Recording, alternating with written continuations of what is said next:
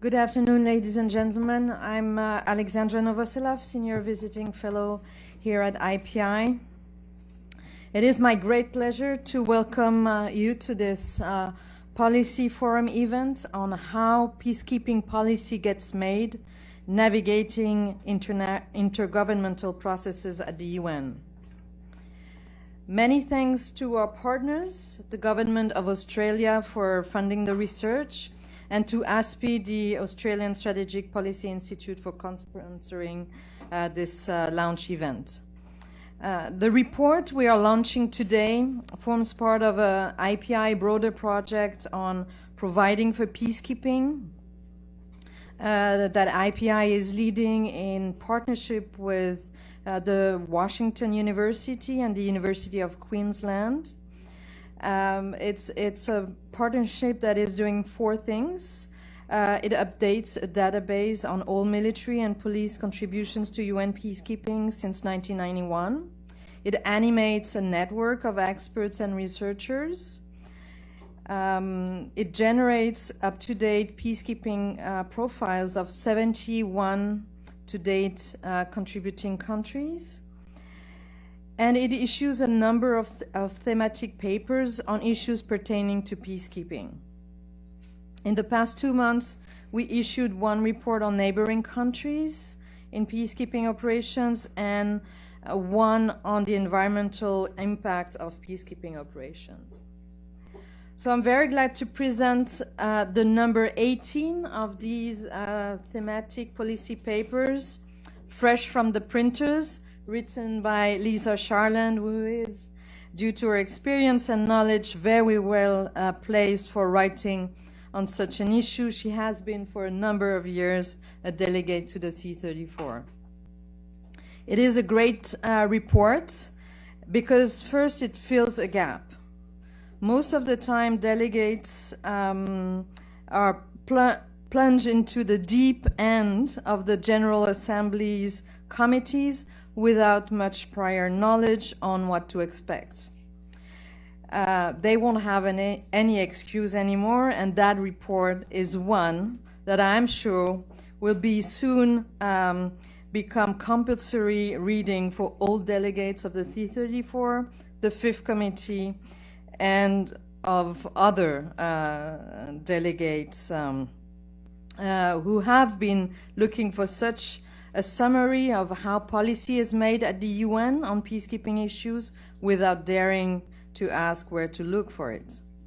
I'm sure it will become the induction read for all diplomats and military advisors from all permanent missions and UN divisions in their respective government or institutions. The report is also timely as the UN is discussing various reforms that all in one way or another have to deal with relationships among various stakeholders of peacekeeping operations. The Security Council, member states, what we call police and troop contributing countries, and the Secretariat. The report has the merit to give clarity to the complexity of how the policy on peacekeeping is made through these various intergovernmental processes that give rhythm to UN's daily life. It highlights the tensions also existing between these various bodies that will inevitably shape these policies. And it also shows how some of these processes can be parallel and in a way undermine sometimes the efficiency or the impact of the policies made and the peacekeeping operations on the ground. So to discuss all these issues, we have a great panel. But first we will have opening remark from Ambassador Gillian Bird, Permanent Representative of Australia to the United Nations. Ambassador, so many thanks again for making this report and this event possible. And then we'll have Mr. David Harry, Director at the Department for Policy Evaluation and Training at the UN Department of Peacekeeping Operations. Ambassador Bird, you have the floor. I'm delighted to be here to introduce this excellent report, which is authored by our friend and frequent collaborator Lisa Sharland. Let me begin, though, with a threshold question. What is the value of new reports that, at least in part, diagnose the problems of the UN? The UN system and member states are, or already should be, implementing the chorus of convergent recommendations for reform from recent years.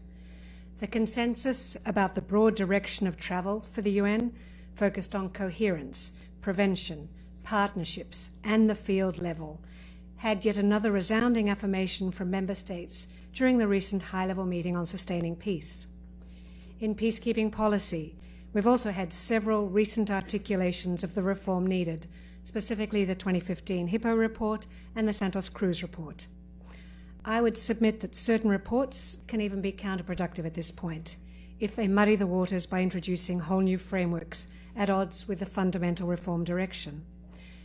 But, and this is a big but, in my view, this report, in providing a useful overview of current approaches and recommendations for better developing peacekeeping policy, is a very good example of the kind of contribution which is constructive at this time in the reform effort. First off, there remains value in reinforcing key tenets of reform. Even with constant, conceptually united pressure, change in practice comes far too slowly. This report emphasises a number of conclusions in a very compelling way. First, the need for increased, transparent and inclusive engagement between all actors in UN peacekeeping, and this includes a more integrated approach within the UN system itself. Second, the need to increase focus on the field. The ultimate test of peacekeeping policy is effective implementation on the ground. This requires cooperative engagement by both UN bodies and member states, as well as an appreciation at political levels of operational realities. I welcome the report's practical recommendations to advance the reform agenda and better manage complex crises. This includes how to get away from formal, distrusting, language-driven behaviour. It also includes practical means to improve information sharing and accountability, such as induction programs for new delegates, and looks at how to leverage the broadly defined Action for Peacekeeping initiative to advance implementation of UN and peacekeeping reform in practice. A key takeaway is that to adapt peacekeeping to complex challenges, we must commit, all of us, to working together collaboratively, transparently, and frankly. One final point is that this report serves as a compact guide in navigating peacekeeping formulation. That's been alluded to at the beginning. It is really an invaluable how-to guide. And I know a number of members of my delegation, when they read it, said they wish they'd had it before they arrived. And a key criterion for Australia's support for this report was that it promote participation by all member states, including those from developing countries, in UN policy processes. And I think this report does it admirably. So we hope to see this report taken up and used by all stakeholders to help build better peacekeeping and a better UN. And I'm looking forward to our discussion today. Thank you.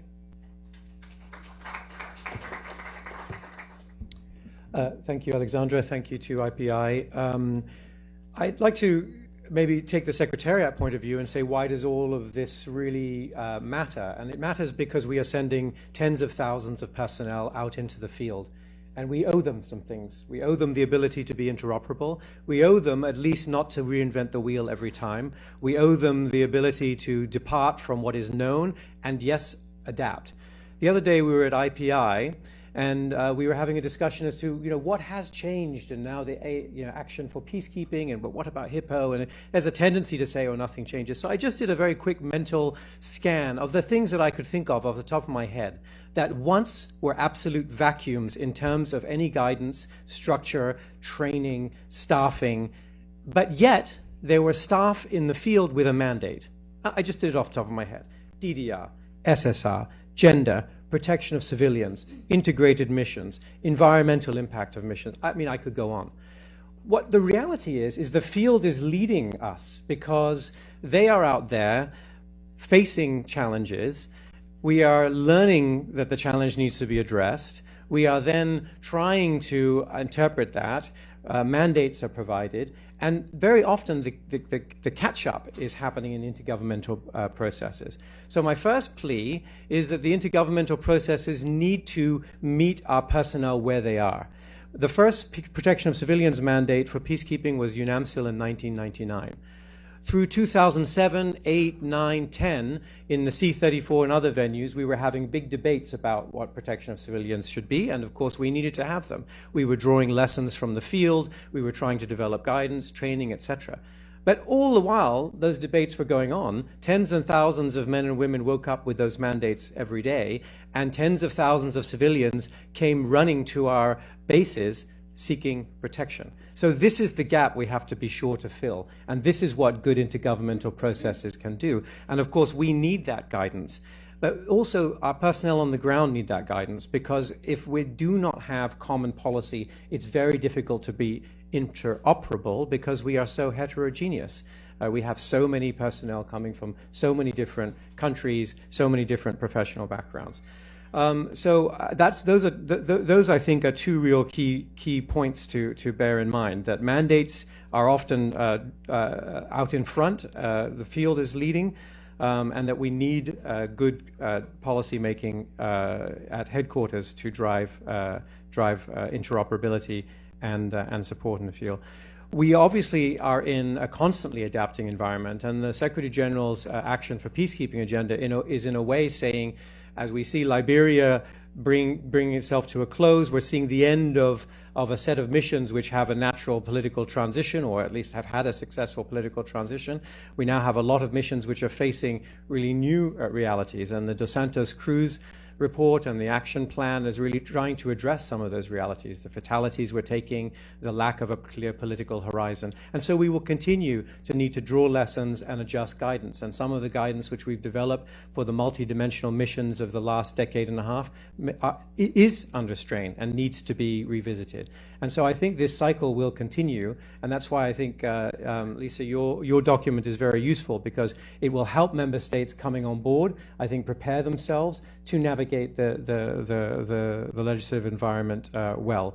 The C-34, of course, itself has adjusted in terms of, as your report makes out, in terms of how it approaches its discussions. And I think it's a very important innovation that came out of its own struggles to manage what is a very broad set of mandated tasks, by freezing parts of the report and allowing it to go in more depth into a narrower set of agenda items, I think has been a very important innovation, and we may need to see more innovation from it. And of course the Council is also providing us with thematic resolutions that constitute a spur for policy development and guidance. And so we are in a cycle where we have a bottom-up need, identifying problems from the field, and then obviously a top-down driver. And the member states are in the critical position of providing us ultimately with the guidance to adapt.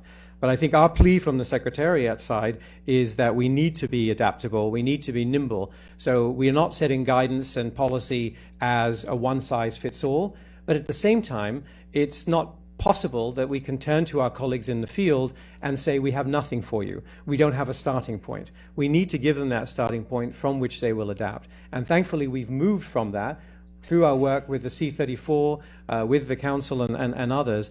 And right now, there is a good body of guidance. And that database we have online has some 218 policies, 100 SOPs, 82 manuals, 220 guidelines.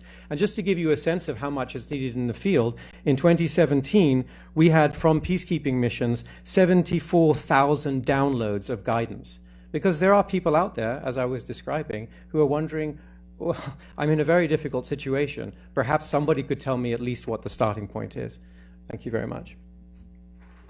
Thank you very much, David, and already a lot of points that I'm sure will be covered by some of all of our great speakers today that have all extensive experience of either the C-34 or the Fifth Committee, or sometimes both at the same time. So you will all have 5 to 7 minutes.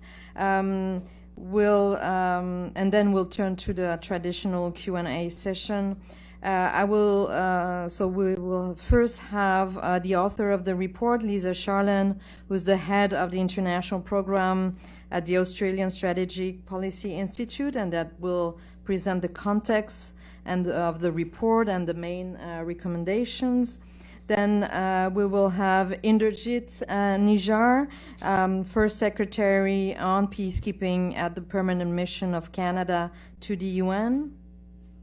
Third, we'll have Eugene Chen, Administrative Officer at the Office of the Undersecretary General for Field Support. Fourth, we'll have Colonel Sandeep Kapoor, Military Advisor at the Permanent Mission of India to the UN. And fifth, last but not least, we'll have Dr. Craig Mills, First Secretary on Peacekeeping and Africa at the Permanent Mission of the United Kingdom to the UN. So Lisa, you have the floor. Thank you. Thank you very much, Alexandra, and ladies and gentlemen, distinguished guests. Thank you very much for coming along today and taking part in the discussion. Very briefly, I'd like to start with a few acknowledgements given the work that's gone into this report. I'd like to thank IPI and the Australian Permanent Mission for co-hosting this event. I'd like to thank the Australian Department of Foreign Affairs and Trade for their financial support for the project. I'd particularly like to thank those that I met with and had discussions in the formulation of this paper over the last 18 months. And finally, to my fellow panellists today for taking part in this discussion. So I'll be brief, given I have 5 to 7 minutes. First of all, how did this project come about? And I think very much this has been alluded to. The idea came about when I was serving here in the Australian Permanent Mission between 2009 and 2014, working in the C-34, and I think I've had an experience many of you here probably have. One, getting up to speed about how all these different processes work, which I think takes the duration of your posting here a lot of the time, if not longer. And then second, also providing briefing back to capitals about how these bodies work and why they're important and where they have influence. And I think the second factor, since I left that job, was working in a think tank and doing field research and talking to people in the field particularly who, for them, a lot of what happens here in New York, I think, is there's a lot of lack of explanation about how some of these processes work. So there are a few different ideas for why this paper came about. Broadly speaking, in this context, this paper takes a very broad approach to policy.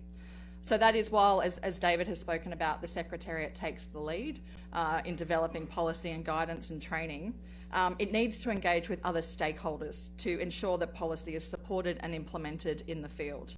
And this is where the intergovernmental processes come in. So the paper goes through the different bodies, in particular the General Assembly and the roles that it has through different committees, primarily the C-34 and the 5th Committee. It looks at the Security Council and its role when it comes to thematic resolutions, mandates for peacekeeping operations, the role of the Security Council Working Group and the Military Staff Committee. And then it also looks at the role of the Secretariat and also the field in terms of input into those processes. And finally, it looks at some of the less formal processes, those that don't hit the radar necessarily in the journal, and they might be peacekeeping summits or member state-led initiatives or groups of friends and other meetings that happen on sort of the margins. So briefly, I want to go through some of the challenges and tensions that are highlighted in the report. And I identify 6 through my discussions and the research I was doing. And these challenges and tensions, I think, permeate the different discussions and processes that happen in the General Assembly and the Security Council, triangular consultations and so on. The first one is the consultation between the Security Council and the troop and police contributing countries. And I don't think it would surprise anyone in this room to know that there are very differing views among stakeholders on the roles and functions of these different policy bodies and intergovernmental processes.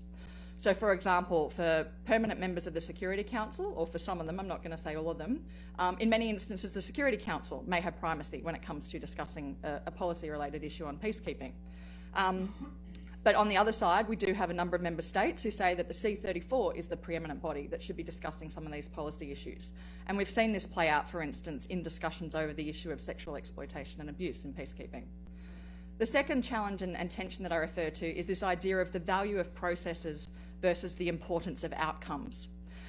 The example that I draw on in particular is the events that took place in 2013 when the C34 was unable to conclude a substantive report. It adopted a procedure report. It was seen as quite a difficult period for the committee.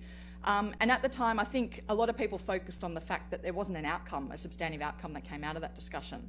But I think it's also important to remember that the processes, the consultation mechanisms, the briefings, the statements, all these types of things actually feed into an important discussion that's taking place on issues. So I think that tension there needs to be considered when we consider whether or not discussions or negotiations are actually a success. Moving on quickly, the third point I look at is this idea of the concepts of experts and the role of the Secretariat. And there are frequently differing views about how involved member states should be in the processes to develop policy guidance and training materials. And similarly, the level of consultation required may vary. So, for instance, when it relates to military and police guidance, there is a heavy impetus for member states to want to be involved. There is often less interest when it comes to policies that may affect civilians that are deployed in the field.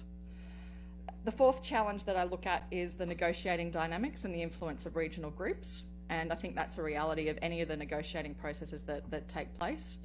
The fifth is the fora and financing and the drivers of policy. So in particular, the tension between the C34 and the Fifth Committee when it comes to peacekeeping policy issues. And we saw this in particular play out in recent years over the issue of reimbursement for troop contributing countries to peacekeeping. And then finally, the report goes a little bit into the gap between implementation when it comes to headquarters in the field. Now, noting I've got a little bit of time left, I want to briefly highlight a couple of recommendations that come out of the report. Firstly, and there are 5 key recommendations and sort of broad lessons. First is to foster understanding of UN peacekeeping challenges and the policy-making process.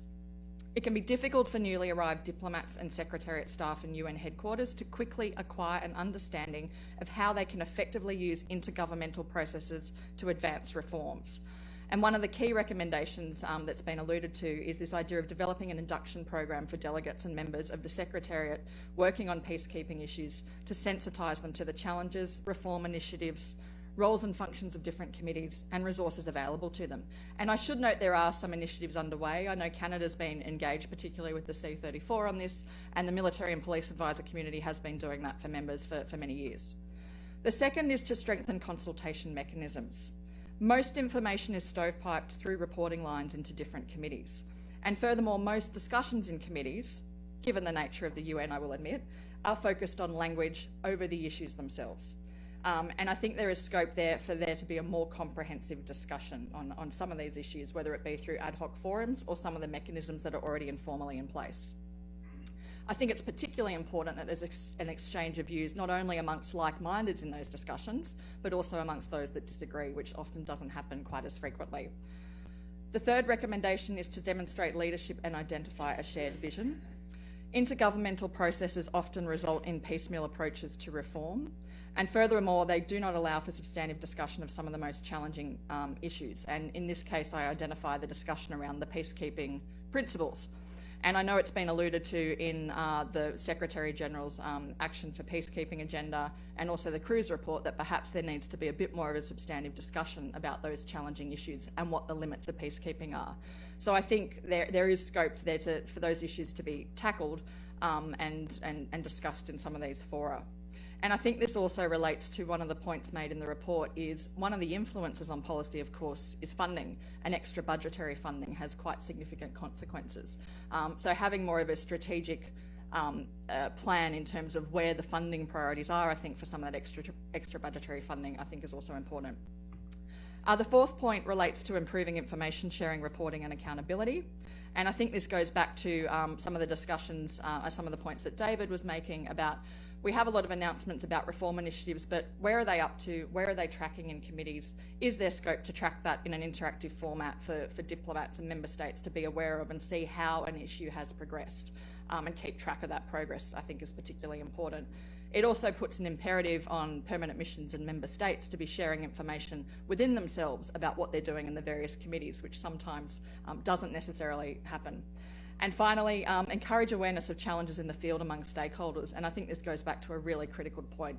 The discussions in New York that are happening here are only relevant if they're responsive to what's happening in the field. And I think initiatives such as the C34 field visits that have been initiated, complementing some of the other ones that are taking place, perhaps discussion around tabletop exercises to sensitise member states here a bit more to what's happening in the field, could be really important initiatives to strengthen that dialogue. So in conclusion, the intergovernmental processes are most effective when there is trust among the various stakeholders. Troop contributing and police contributing countries need to trust that the Security Council is listening to them when it mandates changes to missions on the ground, and that the UN Secretariat is listening to them when it develops guidance materials. Major financial contributors in the Secretariat need to trust that troop contributing countries and police contributing countries are going to fulfil mandates and perform effectively in the field. And the Secretariat needs to trust that member states are going to acknowledge expertise in managing peacekeeping missions while providing personnel, equipment and financial support as needed. And I think the Action for Peacekeeping agenda provides an opportunity to facilitate that, and as the Secretary-General said, a quantum leap in collective engagement, and I hope that this paper can in some way contribute to those discussions. So thank you very much.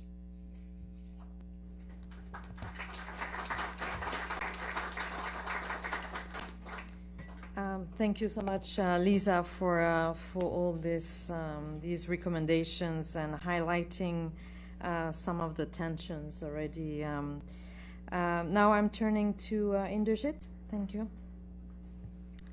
Thanks, Alexandra. First of all, good afternoon, everyone. Let me just echo the thanks and praise to Lisa, IPI, and the ASPE teams, and of course the Government of Australia for facilitating the development of such an in-depth and comprehensive report.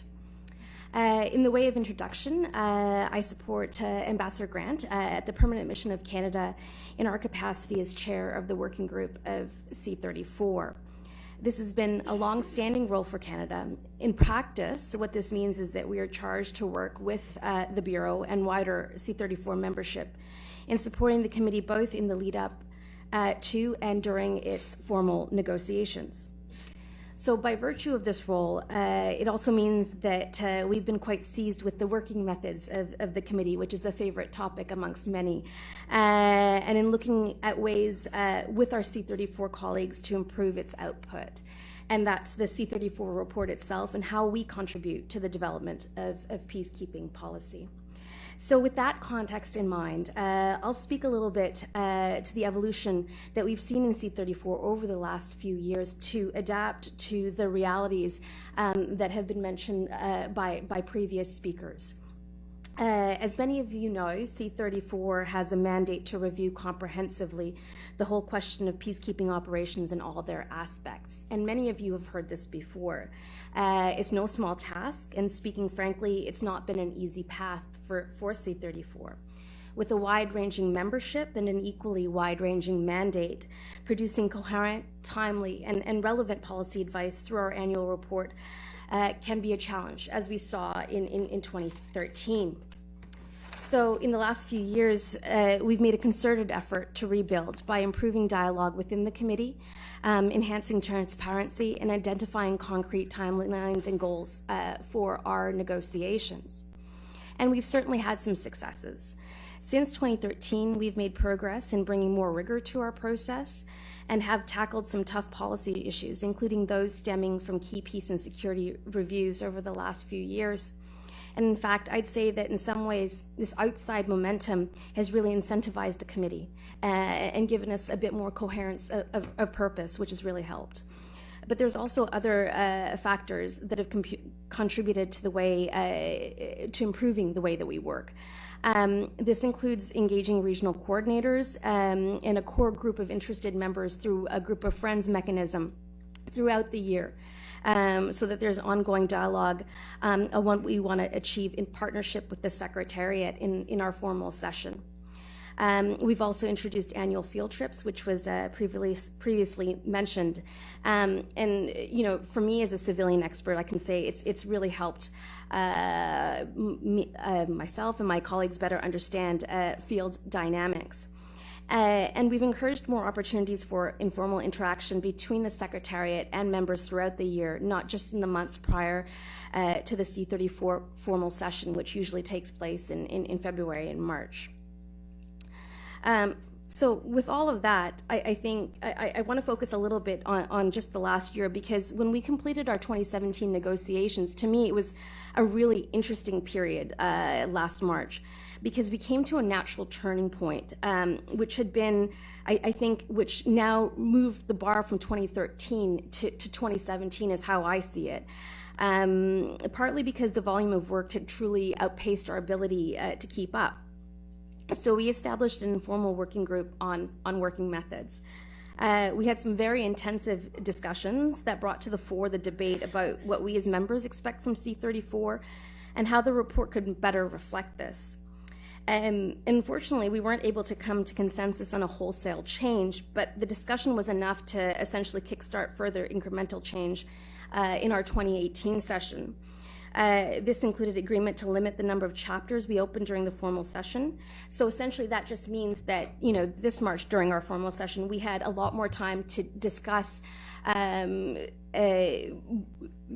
more in-depth and comprehensive issues like safety and security and the protection of civilians. Stemming from the 2017 report, there was also a desire by membership to strike up an informal group on triangular cooperation, which was led by our UK and Pakistan colleagues to help shape language for our formal negotiation, which again meant that members had been thinking intensively on this issue prior to formal negotiations to enable a successful outcome. We also had groups like the NAM, the Non-Aligned Movement, introduce amendments during our negotiations to streamline sections where relevant, to separate out briefing requests to the Secretariat, which had been part of our informal working methods discussion. And this seems like a very simple step, but it is a good one in bringing coherency to the report, and I think more importantly in providing the committee with a check on what it's asking from the Secretariat to manage expectations and duplication on both sides. And finally, though the C34 report is still in draft form, the committee has also requested more engagement on certain issues like performance.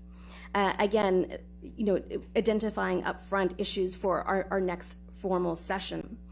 I flag these examples because they show how we can have progress on both process and substantive issues in intergovernmental bodies, but the formula for success has to be membership driven. And each of these examples that I outlined were very much a reflection of that. And that's why I know I'm quite intrigued by some of the recommendations coming out of the IPI report, especially those that seek to invest in our membership, building more coherence to peacekeeping policy across the board, and also improving how C34 works.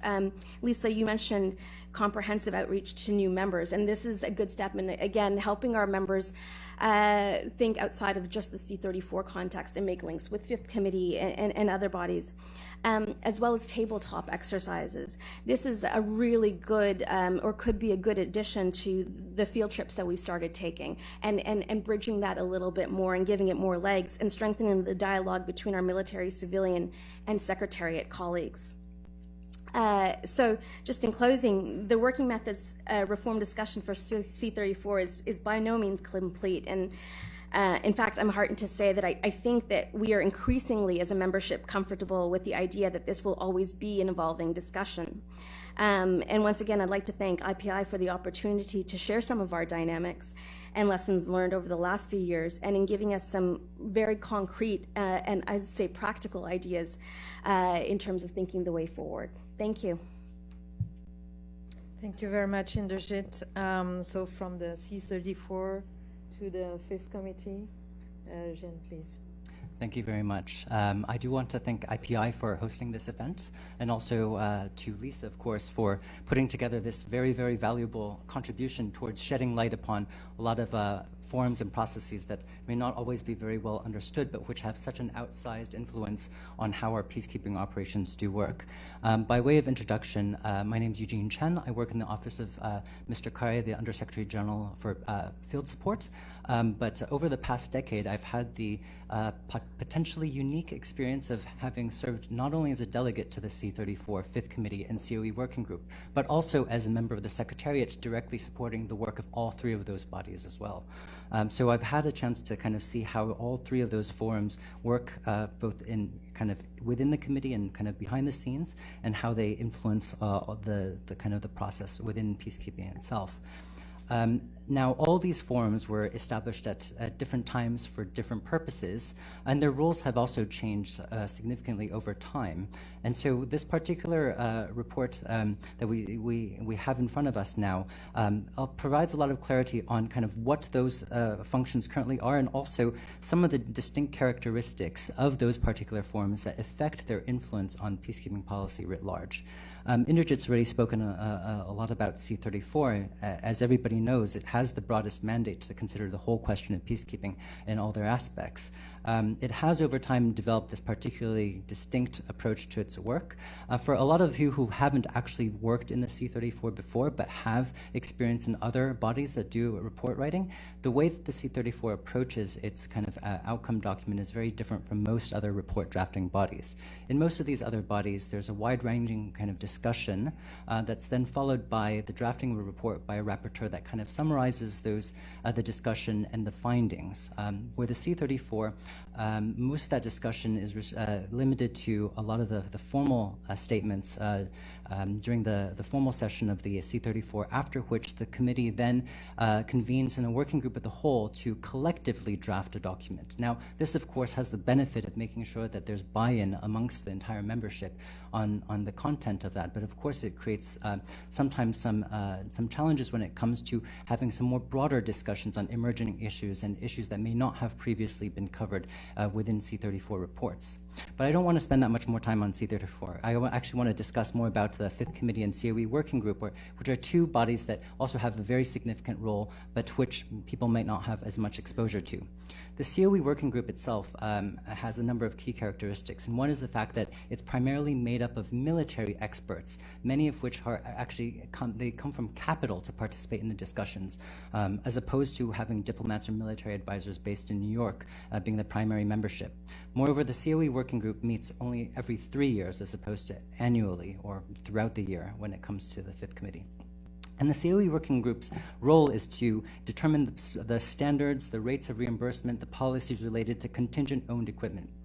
This is critical, not just because COE, contingent-owned equipment, represents one of the largest sources of expenditure within the annual peacekeeping budgets, but also it has a direct role on the ability of missions to actually implement their mandates.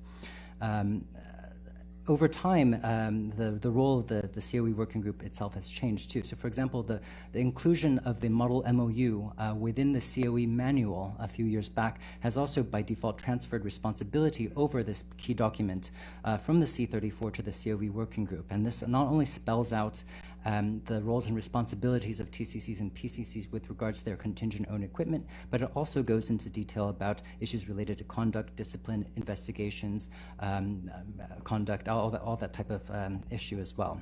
Now, in the end of the day, the COE Working Group itself is not the ultimate deciding body. Its report feeds into the deliberations of the Fifth Committee, but generally, at least in the last few years, the Fifth Committee has generally deferred to the technical expertise of the COE Working Group when it comes to the consideration of the COE Working Group's recommendations. But I do really want to point out really quickly that the Fifth Committee ultimately is one of those bodies that a lot of people, when they hear about, they try to avoid at all costs. And this is not only diplomats, but also academics and journalists and everybody. It's kind of a bit of a black box. But I do want to spend a little bit of time talking about it because it does have a very outsized role when it comes to peacekeeping operations. As any Fifth Committee delegate can probably recite to you from memory, the Fifth Committee is the main committee of the General Assembly entrusted with responsibilities over administrative and budgetary matters. Now, as I pointed out, I think that this is one of the bodies that has the most critical roles in peacekeeping, but at the same time, it's also one whose delegates oftentimes have the least specific knowledge and experience with peacekeeping policy itself. Now, in my view, there's actually 4 reasons why the Fifth Committee may have such a large role in peacekeeping today. The first is the fact that with the adoption of Resolution 49233A on the 23rd of December, 1993, the Fifth Committee actually established a dedicated 4-week session every year to consider nothing but peacekeeping issues. And then beyond that, related to that actually, the Fifth Committee every year has to adopt, there's a number of resolutions that it has to consider every year that are must adopt, and these are related to peacekeeping budgets. If the budgets are not adopted, then peacekeeping missions may need to actually close down overnight because they no longer have the authority to incur expenses or to make expenditures. And so because the Fifth Committee has to adopt these resolutions every year, it does always have an opportunity to make its voice heard on peacekeeping. Now, over time, the Fifth Committee has also started routinely considering a resolution on cross-cutting policy issues, which has also kind of broadened in scope as the years have gone along. The third thing to point out is that the Fifth Committee is also responsible for approving all of the UN's regulations, and it also considers all of the UN's rules. This is really important because at the end of the day, peacekeeping amounts to the majority of all the financial and human resources of the Secretariat, and therefore there's an outsized impact on the field. And as HIPPO and other reviews have found, the current administrative framework is one of the key obstacles to effective mandate delivery. And these are some of the issues that the Secretary General currently seeks to address through his management reforms. Now, fourth, I want to point out that no body currently receives as much information on peacekeeping as the Fifth Committee. So not only does it receive more Secretary General reports every year than any other body, but it also receives a tremendous amount of supplementary information. My colleagues in the Department of Management told me the other day that in last year's Fifth Committee second resumed session alone, 1,635 pages on supplementary information related to this 2017-18 peacekeeping budgets were submitted in addition to the over 100 peacekeeping budget-related reports that were considered by the Fifth Committee. So by virtue of that alone, the Fifth Committee really is one that has a huge role that needs to be paid more attention to. And again, one of the big benefits of this report is shedding light on that. So I do want to thank Lisa for that contribution. And I also want to say what a pleasure it is to be sitting here amongst so many friends and old colleagues addressing all of you. And I thank by the fact that this room is packed, I'm also thanking all of you for the interest that you all have in this really important subject. Thank you.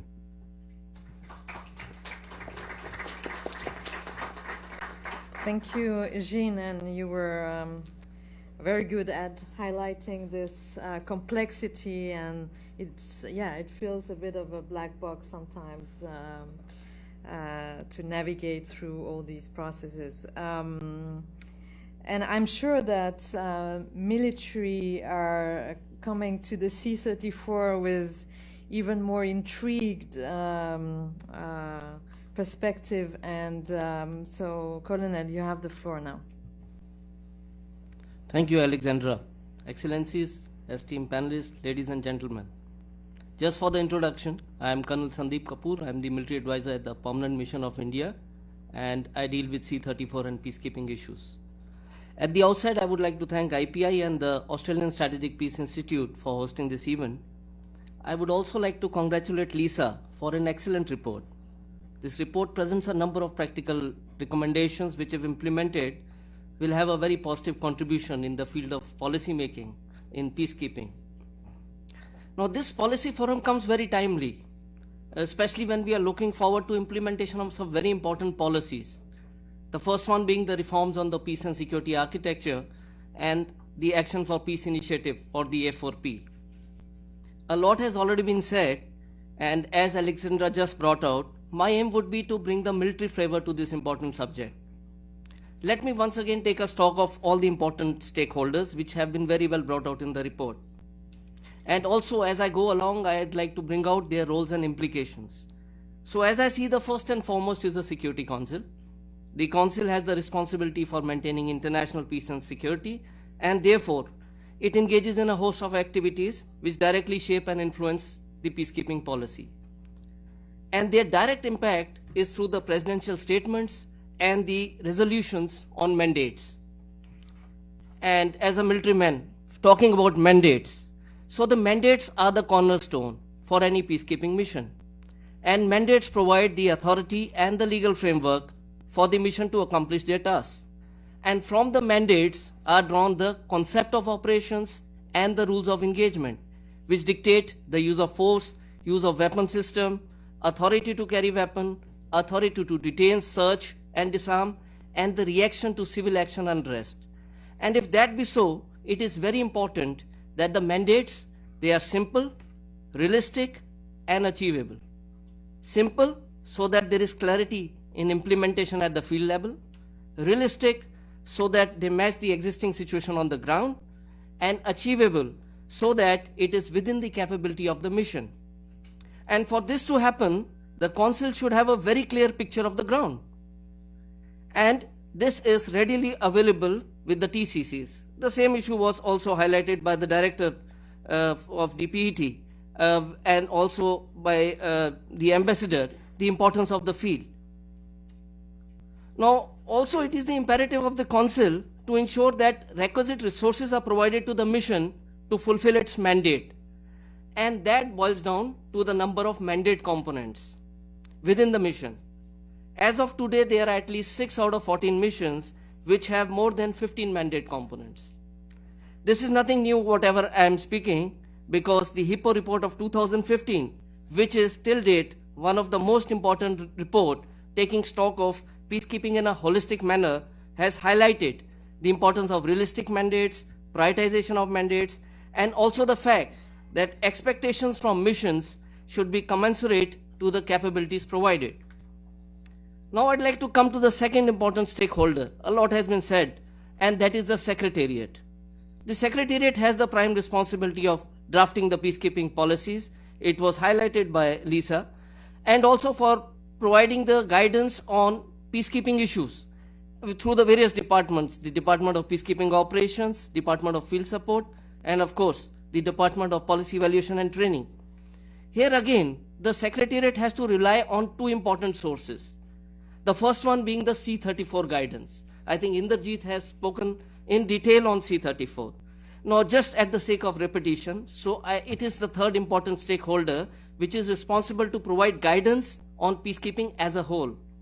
And thereafter, the member states, regional and sub-regional organizations, which I could loosely term as the troop contributing countries, police contributing countries, the finance contributing countries, and the field experts in the mission, which are in fact the fourth important stakeholder.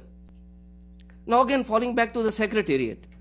Secretariat also has a very important role to keep the Security Council updated on how the missions are performing, and which is very crucial input, because this is what is going to lead to mid-course corrections and mandate renewals. This again has been highlighted in the past in the Brahimi report of 2000, which stated that the Secretariat should inform the Council not what they want to hear, but what they should hear. Therefore, the strategic reviews of the missions need to bring out the facts and should not be tailored. Also on this important issue, the Hippo report had emphasized the importance of a field-focused Secretariat. Another important role of the Secretariat is to update the C-34 and the TCCs and PCCs on the progress of mission and the latest policies being developed. And this has to be a two-way communication with equal responsibility at both ends.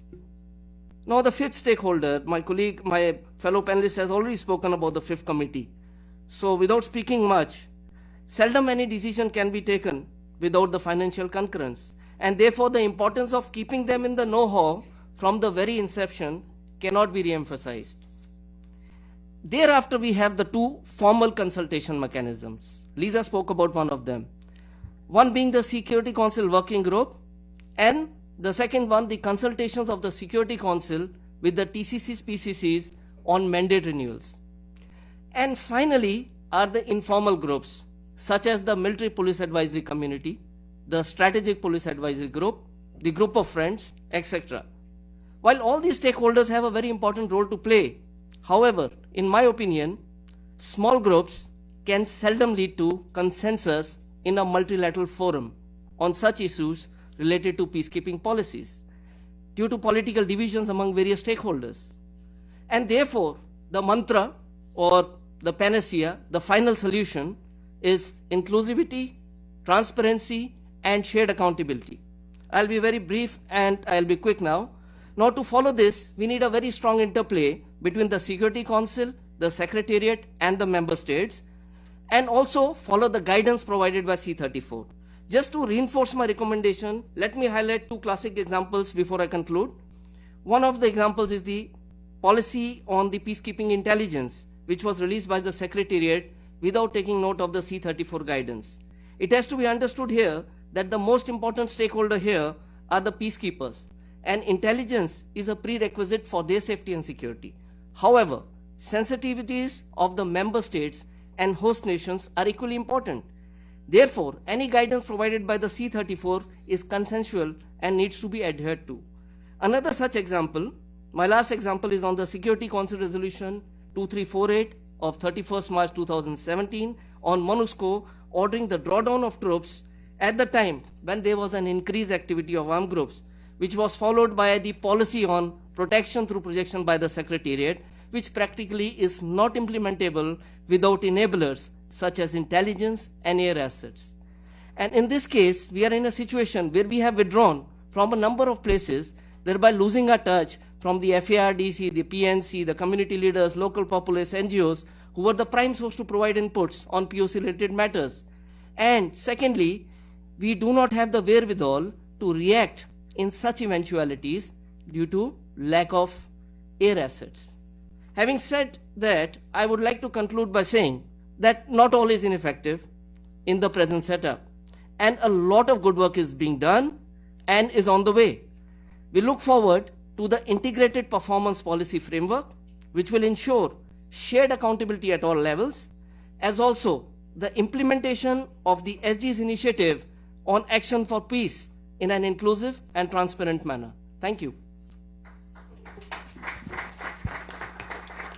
Thank you, Colonel. I think you've highlighted very long-standing issues such as the translation of mandates into military terms, and of course the communication. Is there enough communication between the Secretariat and Member State? And I'm sure Craig will have different views on that and bring the Security Council views on these issues. Craig, thank you. Thank you. So let me add my thanks to IPI, DISA, and everybody else. So I'm going to talk a little bit about how policy is made in the Security Council, how it's made in the C34, how it's made outside the intergovernmental process, I think that's important as well, and then offer a few ideas for how we might make some changes and improvements. So first of all, I'll start with the Security Council. Peacekeeping policy is often made through mission mandates. A situation arises on the ground and the Council responds. And so good examples, I think, there, whether we agree they're good or not, would be the FIB in MONUSCO or a CIFU in MINUSMA, or some of the work we've done lately where we've looked at how we can provide logistical support to non-UN forces. And I think that what the key is here is that the Council is setting the strategic direction and the policy, but it then doesn't set what the details should be underneath that. So there are other parts of the system that need to come in. We've also seen the Council very recently push through mandates on certain topics such as performance, which we've seen in UNMISS lately and MONUSCO, and just recently adopted last week the UNISPA mandate. We've also seen the Council push on sexual exploitation and abuse. And each time those change a little bit as the composition of the Council changes, and therefore the direction of the Council changes. And then we also have the thematic resolutions. And we've seen quite lately over the last few years, those quite often are put forward by non-permanent members who quite often have high ambitions and want to leave a mark on the Council. And we need that thrust because some of the permanent members will be more cautious. So we need the non-permanent members to come forward with these new ideas. There is a little bit of a problem there sometimes that when non-permanent members come forward with them, they look very much for a consensus-based text, which can mean a bit of the lowest common denominator within the Council. And we have seen as well the Permanent Five, when they have put something forward, for example on SEA, they were a bit more gung-ho. And the US, when they did that, weren't so looking forward to a consensus text. They wanted to make sure they got a policy they wanted. And I think what I would draw from all of that is we need both of those ambitions there. We need some gung-ho policy making to be taken place where we're not always going to get consensus, but we equally need some people to come in and take a more slow approach and take the consensus route. So maybe now I'll turn to C34, and I think there I would start by saying, yes, C34 is difficult and it is unwieldy, but we need it. It's generated some great results in the last 2 years. I think peacekeeping intelligence was a great result from the C34, and also performance, which we saw this year. But what made those really successful is the way that member states went about getting to there. On peacekeeping intelligence, there was an almost year-long discussion outside C34. Member states held small consultations, they came together to gather information, they looked at the problem, they listened to experts, and together they identified the common problems. That led delegations arriving to C34 in 2017 with a clear idea of what they wanted, but equally as important, what they did not want. And there it was very interesting. The non-aligned movement came forward in the middle of the negotiation and put down a draft text for us to consider. Almost a zero draft, some might say, which we don't get in C34 very often. But that allowed delegations to coalesce around that, to shape it, and eventually agree a policy that member states were happy with. Performance took a similar route. The Security Council had tried many times to get performance language into mandates, but never really settled on something. So we saw the US come forward that year with an almost zero text idea again presented halfway through the negotiation. But we were able to engage with it. People have been having this conversation throughout the year. So I think from my perspective of working very much with the Security Council and the C34, peacekeeping policy is developed in different ways, but I think my key message is that we need both of those ways, but we also need to be aware of the limitations of them. In C34, everything is agreed by consensus, and so you quite often end up with the lowest common denominator. But you get wide buy-in because the entire membership is there. In the Security Council, we don't always need that common denominator, we don't need the consensus, but you're not always getting the wide buy-in from the rest of the membership. So that's where I would turn now, perhaps to some of where the other area we've seen emerge lately, where policy is developed, and that's outside the intergovernmental process. And the thing that sticks in my mind the most at the moment is the ministerials that we've been having on peacekeeping. They started off very much looking at pledges and how to increase the number of pledges going into peacekeeping. But lately we've seen them start to turn their hand more to policy issues, such as sexual exploitation and abuse, and how to increase the number of women serving in peacekeeping. They've also been accompanied by communiques which have set out a sort of strategic direction or a high level of ambition for where peacekeeping policy should be going in the future. They've proved very useful when C34 has then looked at an issue because it's had some sort of source document to feed in from. So maybe now I'll just set out 3 things I think that we need to do to improve how peacekeeping policy is formulated. First, we need delegates to arrive that are prepared and understand the issues, and reading Lisa's paper is a must. I wish if I had arrived 4 years ago and read that paper, I'd have a much better idea what I was intending to do my first year here. We also need to foster stronger relationships that allow us to work together outside the intergovernmental process.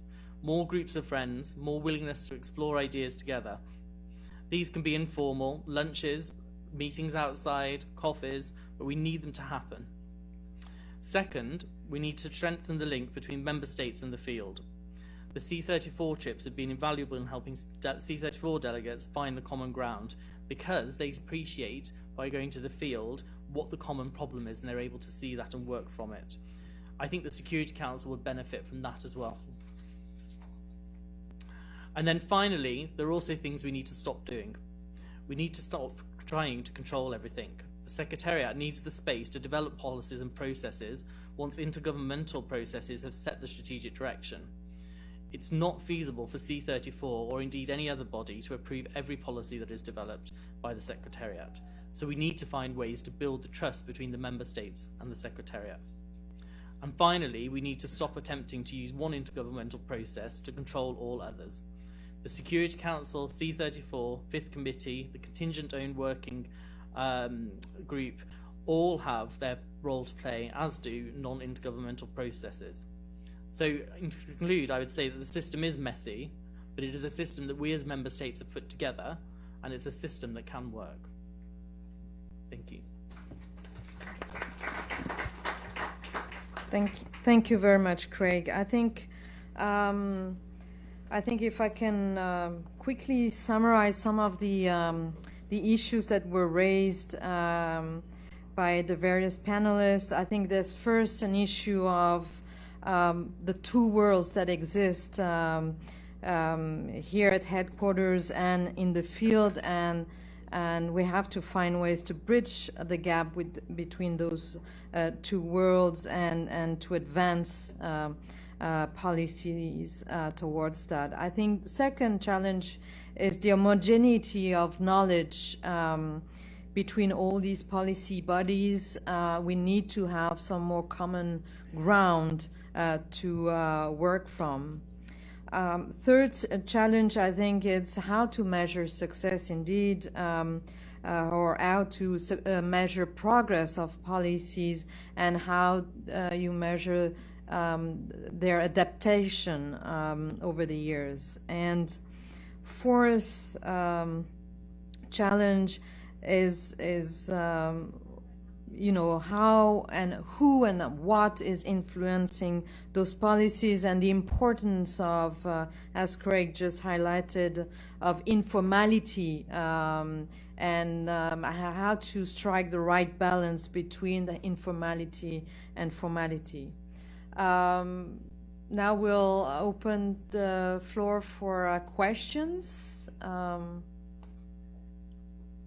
Yes.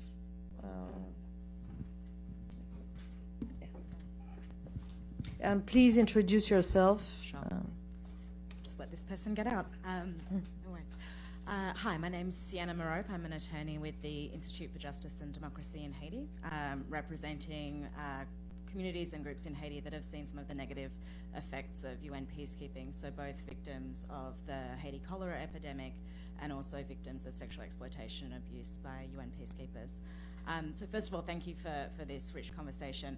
I have a couple of questions. The first is, we've heard a lot about hearing from different stakeholders and also the importance of understanding the reality in the field. And conceptually, in thinking about making policy for peacekeeping, what is the role in hearing both from host states that are interfacing with peacekeeping missions, but also from local populations who are often bearing the results, whether positive or negative, of these policies, and those that work directly with those local populations.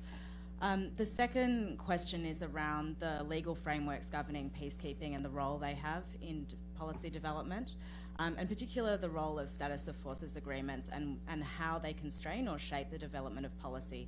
And I ask that particularly because in the Haiti context, of course, one thing that we've seen is the lack of establishment of a standing claims commission that has been mandated in both the model SOFA and in the Haiti UN SOFA, and I think we've seen that in other peacekeeping missions as well, that those mandated SCCs haven't been established. So how does that framework influence the development of policy? How should it influence the development of policy? Thank you. Thank you. We'll take 2-3 questions at a time. I'm Roy Licklider from Rutgers. Could you explicate a little bit the issues that have divided the C-34 for all this time and make life difficult? Thank you. The lady. Thank you. Gay Rosenblum Kumar, Nonviolent Peace Force. First of all, thank you for basically a whole semester's worth of information and a good course. I was very glad to hear from Ambassador Byrd, to David, to others about the need for transparent, inclusive policymaking, and also from the Colonel and others about things needing to emanate from the field. So my question actually has some similarity to the last, which is about how do you see community engagement? And so pushing the envelope and evolving even further, how can local communities be involved in policymaking? Obviously not always possible or practical, but perhaps especially for mandate renewals and policies that are affecting future missions. Thank you. Thank you. Maybe we can go first with Lisa and then Eugene. Thank you very much, and thank you for those questions. I'll try to briefly answer them, and I think the first and the third certainly have some linkages. So to that point, I think about engaging other stakeholders and host states and local populations. I think there are a couple of mechanisms that can certainly be strengthened to support those initiatives. You do have the Security Council, which does engage to some extent, obviously, with the host governments, and we see those exchanges with host state representatives. But I think there's certainly capacity there for more engagement with a wider range of the intergovernmental bodies to be having those discussions. And I think it's also, it's the initiative, I think, of member states to encourage a lot of those discussions to take place, whether it's informal processes or informal ones. On the point of local populations, I think the report doesn't go too much in depth about non-governmental organisations or civil society, but I think this is where there is, again, scope for there to be further engagement between these intergovernmental processes. And I think a lot of that is already happening a little bit informally. You do have delegates that are engaging with different civil society organisations, particularly when they come through New York. But it's an area, again, I think, where there is scope for those discussions to take place. So you have the mechanisms in New York, and I think it's important to make sure those voices are being heard and included in those discussions. At the same time, I think, as many of us have spoken about, you then have the mechanisms which bring representatives from these bodies to the field to engage with representatives. And I think there's a real opportunity to hear about what is happening on the ground and perhaps what needs to be addressed, whether it's through the C-34 field trips or other field trip mechanisms that are taking place. To the particular point about status of forces agreement, I won't go into that too much, except to say that I think raising these issues and bringing them up as part of these intergovernmental processes, knowing when these discussions are taking place, whether it's the C-34 that's looking at raising an issue that perhaps the Secretariat needs to be engaged in those discussions, I think ensuring that you are engaging with member states on some of those points, which undoubtedly you probably already are, is one of the key mechanisms to make sure that those processes are taken forward. And I might, I'll leave the C-34 point, other than I think to make the point on that the history of the C-34 is interesting in that it was originally established to resolve a financial impasse in the organisation, and yet it is a body that most people want to ensure doesn't go anywhere near the financial issues, but now the Fifth Committee does it. So the history, it has evolved considerably, and I think that is also a reflection of the fact that peacekeeping itself has had to evolve significantly in the way that it has developed guidance. And if you look at the early missions, a lot of that was happening through the Secretary General getting heavily engaged and different entities and member states when you didn't have a Department of Peacekeeping Operations. So the challenges of the C-34 have been different at different points in time, and I'm sure others will have comments on that. So thank you. Thank you, Lisa. It's true that the C-34 also in the 1960s was meant to formulate doctrine on peacekeeping and to solve the issue that was happening in the Congo, and but it has changed over the years. Eugene? Thanks. I'll actually just talk about that C-34 point, actually. I mean, I think ultimately when you look at the C-34 every year, the specific issues that are the flashpoints may change from year to year, but broadly speaking, it does oftentimes come down to either the divide between the TCCs and the Security Council, or this broader question of financial contributors versus troop contributing countries as well. I mean, this does go back to this historical point about the fact that the C-34 was originally largely established to deal with this financial crisis of the 60s, but also because that sometimes a lot of the issues that will be considered by the Fifth Committee, by virtue of the place on the calendar of the General Assembly, the C-34 actually meets right before the Fifth Committee considers the peacekeeping budgets and policy issues. So in previous years, for example, in 2010 and 2011, there was a lot of positioning within the C-34 to opine on the Secretary General's global field support strategy in order to try to influence the upcoming negotiations in the Fifth Committee that happened just a few months later. And then also, in 2012, 13, and 14, there were a lot of discussions related to the troop reimbursement rate issue before they were then considered in the Fifth Committee afterwards. So it's this tension between the different views of what the committee ought to be, but also these key cleavage points between different constituencies within the General Assembly. But of course, the specific issues will change from year to year based on the legislative calendar and other issues that are happening in the background. Thank you. Thank you, Eugene. Inderjit, you want to add something? Sure. I mean, I think the only piece I would, well, actually two pieces, just on the traditional divide, if you want to call it that, in C34. I think Lisa and Eugene summed it up well. But one of the things that is both our strength, but sometimes poses challenges as well, and I didn't speak to this in terms of the uniqueness of the committee, is it's a military political construct. We have military and civilian experts working together, and so you have different cultural approaches as well. If I can kind of contextualize it that way, that always makes for a very interesting discussion, but also kind of I think gets to the heart of how prescriptive the committee should be, because that is also driven by our backgrounds a little bit as well. But I also wanted to just add on the question about host state engagement. And one of the neat things, I think, in Lisa's paper, you spoke a little bit about formal statements in fourth committee or fifth committee. Of course, we do have some host countries that are negotiators throughout the session, but sometimes we don't always give enough emphasis to these formal sessions and the voices of host countries. And I just think of Fifth Committee actually this session, because I would say one of the most powerful statements came from the delegate from Liberia.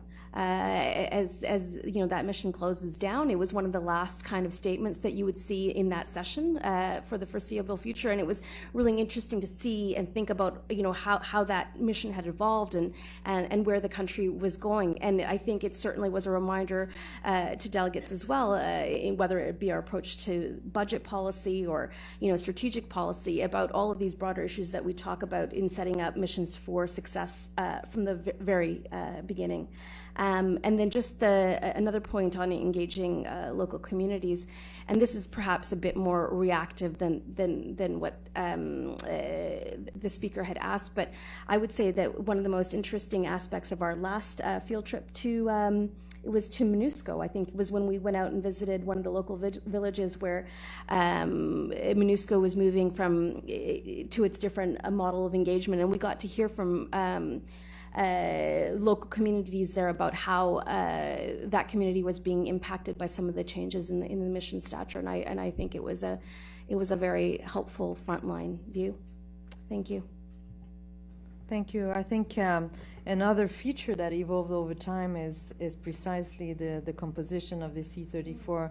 It was not, the military advisors were not part of the C-34 like about 10 to 15 years ago.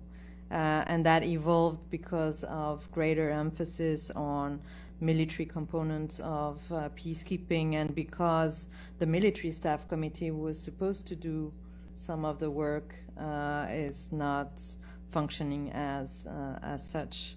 Colonel, do you want to add something? Thank you, Alexandra.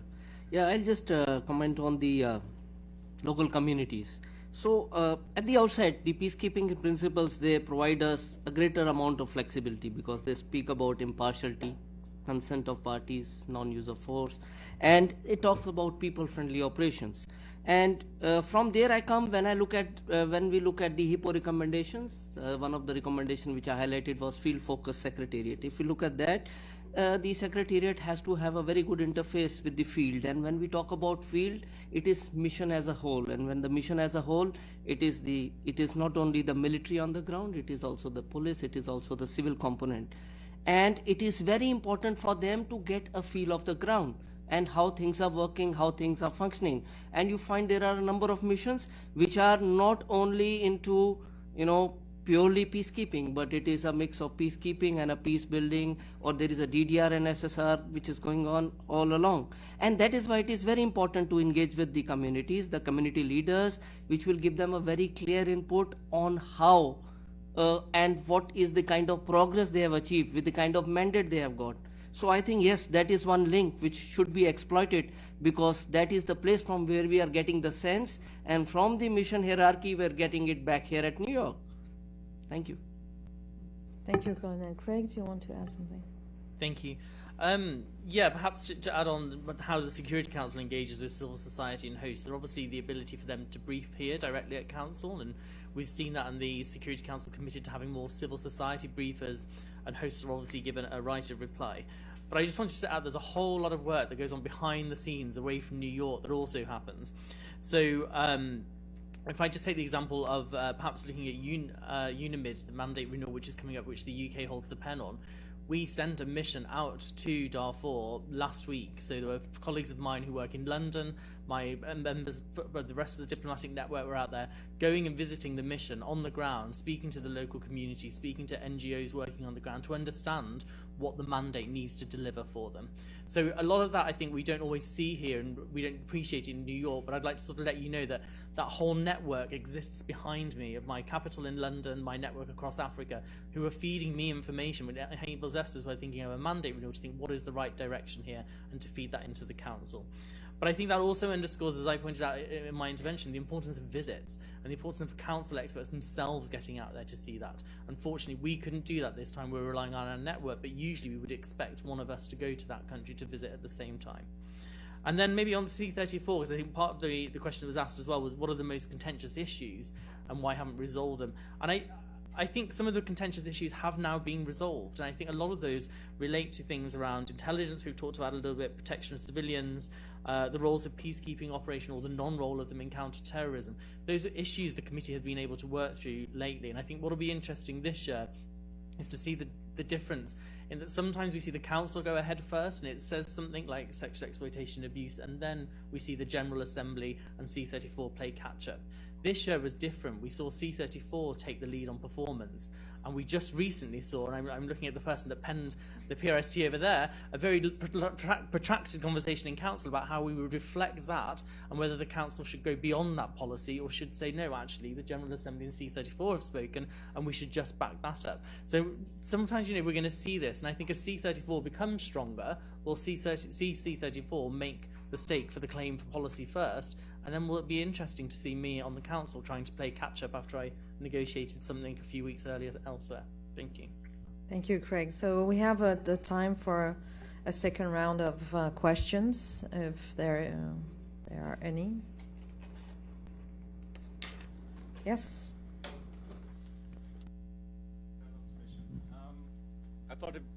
Thank you. It might be interesting to use the combined brain power here to think about how can we better link the finances to the mandates. So what, especially a question for Eugene, I think, but I mean, how can we achieve something on that? It's a very difficult issue, but how can we get mandates that actually have the means to perform on their mandates? Thank you. Thank you, Robert. Any others?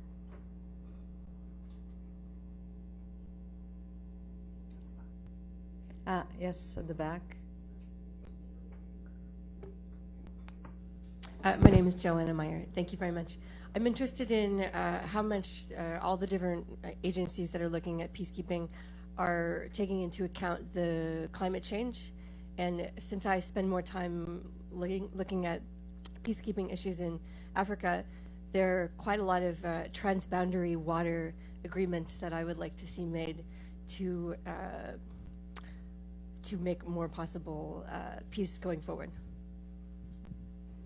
I hope you took a copy of our report on environmental impact on peacekeeping. Yes? Hi, thank you. This comes from Sienna Marope on Twitter, and she wants. Oh, you asked it in the room. Sorry. Never mind.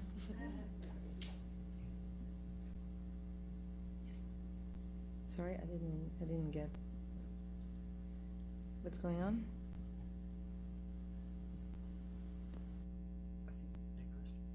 No? Any question? No? Okay, so we'll turn back to the panel and then we'll close. Alisa? Thanks, Alexandra. I might start with the second question first. With regards to climate change, I know there's a fair bit of work that's happening on the environmental side. I'm not going to comment on the specifics. I think there are many qualified people here in the room to do that.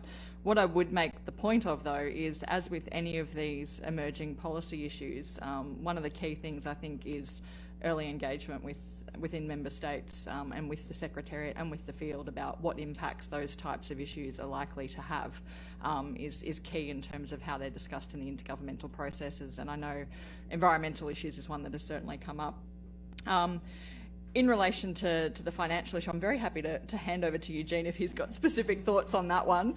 But I think one of the key points that I might just add on that sort of comes out from the policy perspective is I think an awareness that the decisions that are being made on the budget have a huge impact on policy. And I think as Eugene said, as part of the discussions, having an awareness of that impact is quite important. And I think also the extra budgetary side of things is an area where there isn't a lot of transparency about what type of support that's giving to UN peacekeeping and what the implications are if that support is taken away. And I think having a bit of transparency about that's important, but that doesn't go specifically to your question, so I'll hand over to Eugene. Thank you. Thank you. It's a bit of a tricky question, I have to say. One of the challenges that the Secretariat oftentimes runs into is the fact that some of the same delegates that delegations that push for one thing in one forum, push for something completely different in another forum. And that's very much something that we feel in peacekeeping, particularly when it comes to financial issues. I mean, one particular area, for example, air assets are one of the largest items of expenditure within our peacekeeping budgets. There are a number of member states that push for there to be dedicated assets for one component of a mission, but at the same time, in another forum, they will push for overall reduction of air fleets. And the two objectives are actually mutually exclusive. And so sometimes the Secretariat is caught between a rock and a hard place when trying to reconciling a lot of these positions. So I think one important thing to do, one thing to ask those attendees here today who are in permanent missions is to make sure that if you're a Fifth Committee delegate, make sure you talk to your peacekeeping expert and your peacebuilding expert. If you're peacebuilding, talk to your Fifth Committee, et cetera, et cetera. And I think IPI has actually done some very good work on this recently by hosting a number of forums that actually bring together peacebuilding, peacekeeping, and Fifth Committee experts to make sure that everybody kind of understands all the different dimensions to key issues that are on the legislative agenda right now. And so I think that having more of this dialogue between the different stakeholders and having a fuller appreciation of the roles of the different intergovernmental processes, as assisted in this report, really helps in making sure that we as the Secretary get the best guidance possible from member states. Thank you. Thank you, Eugene. Inderjit, you want to add something? I think the only thing I would just add on budgets is that it's just more of a comment too, is in terms of how the Secretariat is adapting its mission budgets too to kind of what it's seeing in terms of prioritization. And I feel like that kid that went to band camp because I keep referencing our field trip. But when we were in MONUSCO, it was actually quite interesting because MONUSCO has a very large budget, a very large, a very expansive mandate. And just the week before, I know that there had been Secretariat colleagues from headquarters in to help them shape their budget for the upcoming year. And it was interesting to hear from them about some of the challenges they had, but at the same time, some of it was just also a matter of information flow, about better orienting their budgets as well, which I thought was interesting. So it's something that, it requires all stakeholders to engage in. Thank you, Inderjit. Colonel, you want to add? Thank you, Alexandra. Yes, so regarding the linking of finance and mandate, that's a very good question. So Lisa in her report spoke of something very good, and that was about trust between the various stakeholders. So I think it is something related to that trust. So it has to be trust and commitment, like commitment from the troop contributing countries to follow the mandate and fulfill it, the commitment from the financial contributors to provide the requisite resources and funds. And I think that when the Security Council is working on the mandate, it is very clear the number of components which are there, and generally what is the kind of funding which would be required for each particular component to fulfill that particular resources, having a realistic look on how these mandates are going to be, subcomponents, the sub-mandates are going to be fulfilled. And I think here the integrated performance policy framework, which is presently under consideration, provides one such opportunity, because there we are talking of all stakeholders with the troop contributors, the finance contributors, the equipment providers, everybody, the secretariat, the policy making. So I think probably somewhere we have to make a mix of that and then try and match it, and we will be able to get that, some kind of an exercise done of commitments for the mandates. And that may also lead to, because that's very important, because that once we start working on that, we may just realize that probably we do not have those kind of budgets to fulfill all the mandate components. And thereafter, we may have to go for what was already told in the HIPPO report, that you need to prioritize your mandate components. Thank you. Thank you, Colonel. David, you wanted to maybe answer this question on SOFA that was asked.